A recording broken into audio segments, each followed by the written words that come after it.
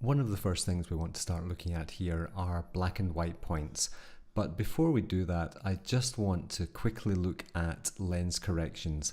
Now, very much my first point on any processing job is to go into the lens corrections panel, click on basic and enable profile corrections and remove chromatic aberration.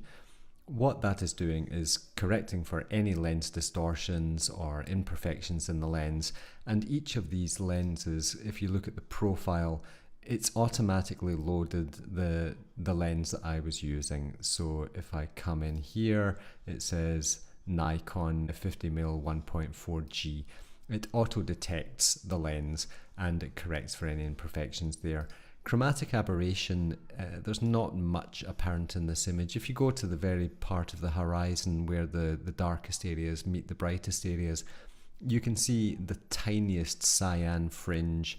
If I click that button, it disappears, and what that's doing is it's just getting rid of a couple of little lens imperfections before we start. Now, what I want to demonstrate in this video is the whole principle of black and white points. If we click the J key on our keyboards, this enables these two warning triangles at the top here. The left hand side is the shadows or blacks warning light, and up here is the highlights warning light. And if we zoom in here on the full-sized image, we will see lots of blue illustrated pixels there, and what that's saying is that those areas are effectively clipped. What it's saying is that the blacks are black and there are no detail in those shadows at all. So if I use the black slider and move it slightly to the right, which is brightening the blacks, we get to a point, if we look at this warning triangle up here above the histogram, that light goes off. Once that light is off, it's basically saying that those darkest pixels are now black.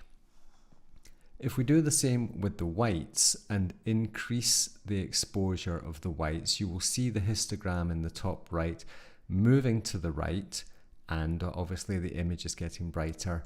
We get to a point where we get this huge big area of red warning lights, which is now effectively saying those areas are clipped. So we back up from there, and we now have an image and a histogram that contains the full dynamic range that we can display with this sensor, which is from purest black to purest white with no clipping.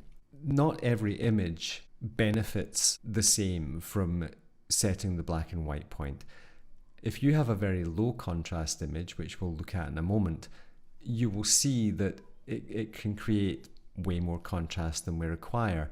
In this scene here, I think it works to have the full dynamic range being shown, with the brightest areas being displayed as white and the darkest areas being exposed as black. Now, where it starts to get interesting is if we change one of two things. If we reduce the exposure to get a generally darker mid-tone image, you will see that our black and white points are no longer set. We need to come in here and brighten the blacks some more to get them unclipped. And we also need to fine-tune our white point to also get that. Now, if I take a snapshot here, and it gives us something that we can use as a reference later on. So we'll create that now. If I change the exposure to make it brighter, then obviously my highlights are too bright and my shadows are also too bright, because I brightened the overall image by adjusting the midtones. So I've set the black and white points again. So if I take a snapshot there, then that is a brighter rendition. If I brighten the image further, then I have to do the same again. Every time I change the exposure slider to change the midtones, I have to change the white and black point sliders, and I'm going to create a snapshot every time I do it until it gets to the point where you will see quite quickly that it's how we set our exposure slider clearly affects the overall image. Now that is a darker image with the white and black point set, and then we're getting increasingly brighter. And as we get brighter, the colors get desaturated because lighter colors are less saturated than darker colors. The same is true when we look at temperature. If we cool the image down to create something that's, much more calm and moody than it was before, you'll see that that has affected the white point. So we need to brighten that white point again. And you can actually fine tune it with the highlight slider. You can clip slightly with your whites, and then you can dial it back with your highlight slider. And the same with the black point. So now if I take a snapshot there, if we compare that one with that one, the mid-tone exposure point is the same at -1.4 stops, but the temperature, the white balance, is completely different. And subsequently, our highlights, whites and black sliders are in different places, just because of the temperature of the light. So you will see that the black and white points, when people talk about setting the black and white points of images, it is not a constant. It's not something that is carved in stone and is always going to be the same.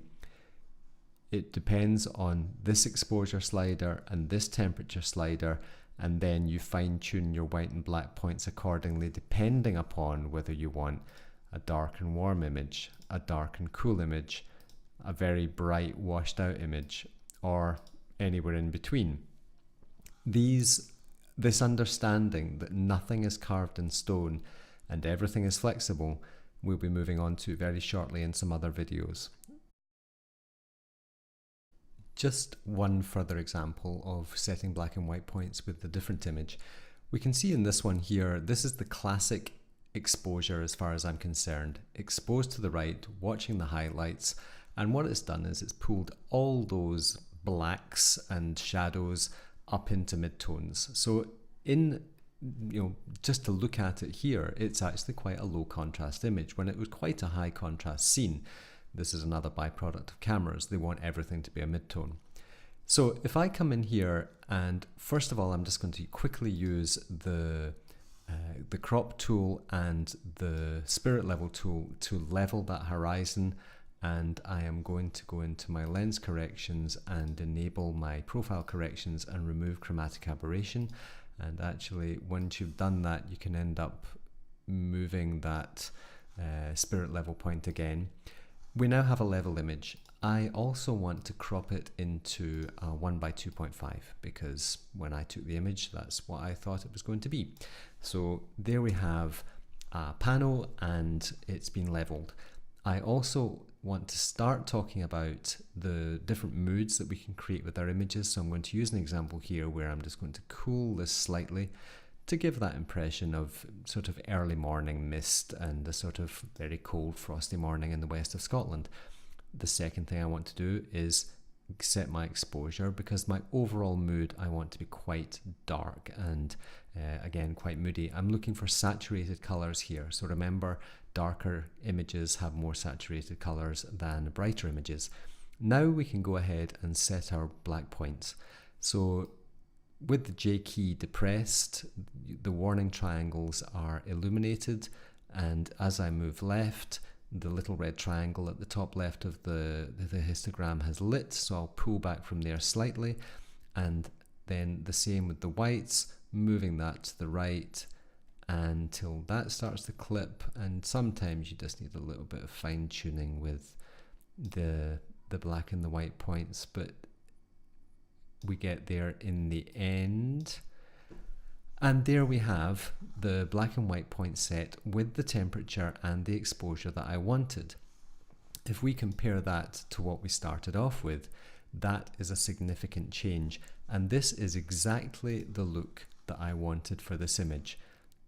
You have to see these things in the field in terms of what makes a great composition, and then you need to convert it to an image by saying, right, how do I want to portray this when it comes down to showing it to other people?